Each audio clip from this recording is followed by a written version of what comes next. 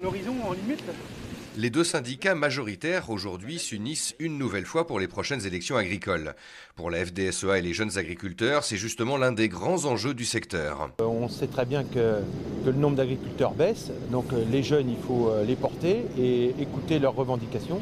Donc le fait de s'associer, ça permet de travailler toujours ensemble et d'être proches les uns des autres, toutes générations confondues. Si on veut avoir une agriculture familiale dans les années à venir, il faut à tout prix assurer un tuilage au niveau des exploitations, favoriser la reprise aussi bien familiale que hors cadre familial. Donc il y a un enjeu au niveau de la Chambre d'agriculture pour accompagner les jeunes, affiner un petit peu l'aspect formation de manière à ce qu'ils puissent être aptes à être des chefs d'entreprise demain. Ce renouvellement des générations doit se faire, selon les candidats, par un accompagnement des jeunes et des formations régulières des professionnels installés. L'avenir passera aussi par des filières mieux organisées. On a été très bon à une époque avec les appellations d'origine contrôlée sur le caprin. Au niveau céréalier, on s'est orienté principalement sur colza, blé, orge, et on se rend compte qu'aujourd'hui, on est un peu à la traîne. Et il nous faut d'autres solutions, d'autres cultures et d'autres filières. Il faut absolument travailler là-dessus. Et le rôle d'une chambre d'agriculture, c'est de faire le lien, d'apporter des appuis techniques et de dynamiser le territoire et les groupes d'agriculteurs qui peuvent travailler ensemble. C'est l'un des sujets qui éloigne le plus la FDSEA et les JA de la Confédération paysanne. Elle milite pour plus de paysans et moins d'agrandissement. Il y a des aides à l'hectare sans plafond. C'est-à-dire qu'on a 10 hectares, on touche 10 hectares d'aide. On a 10 000 hectares, on en touche 10 000. C'est comme ça qu'en Europe, c'est Albert de Monaco et la reine d'Angleterre qui touchent le plus d'aides PAC. Tellement ils ont de surface à primer. Donc nous, on demande des plafonds pour les aides. Et plutôt que d'aider des hectares qui correspondent pour nous à des aides à l'agrandissement, on souhaiterait qu'il y ait des aides à l'actif agricole. Le syndicat avait 2 sièges dans la précédente mandature et pour lui, la Chambre d'agriculture a un discours trop abstrait. On ne parle pas d'un nombre de paysans et de paysannes, on va parler de la ferme Indre, un truc qui n'existe pas. Et on va nous parler du volume que va produire la ferme Indre. La ferme Indre va produire 30 tonnes de blé, de bovins viande, de lait de vache, de chèvre, de machin. Et nous, on s'intéresserait plutôt à un volume de paysans.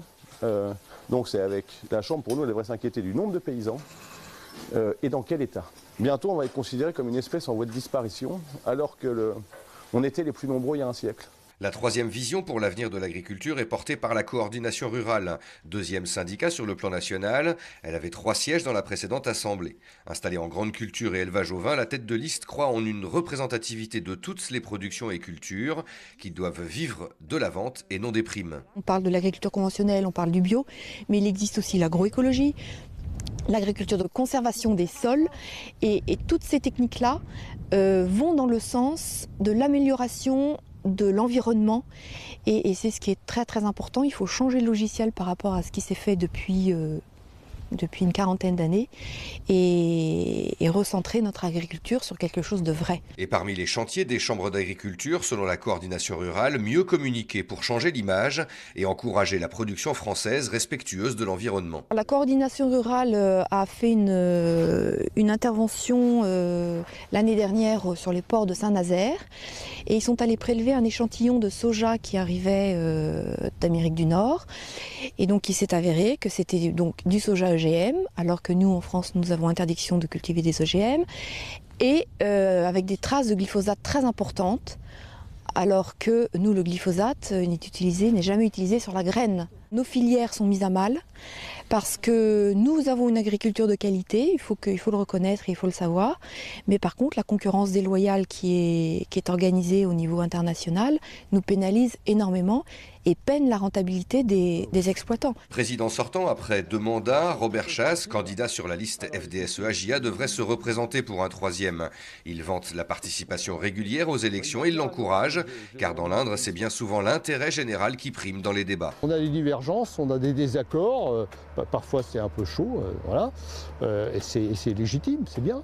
Bon, d'un autre côté, lorsqu'il faut défendre l'intérêt général de l'agriculture du département, Je pense qu'il y a à ce moment-là une notion d'unité et c'est malheureusement pas le cas partout. Mais je pense que dans le département, c'est le cas. Les professionnels du secteur voteront en ligne ou par correspondance entre le 14 et le 31 janvier. Les résultats seront connus une semaine après. La nouvelle assemblée sera installée le 28 février.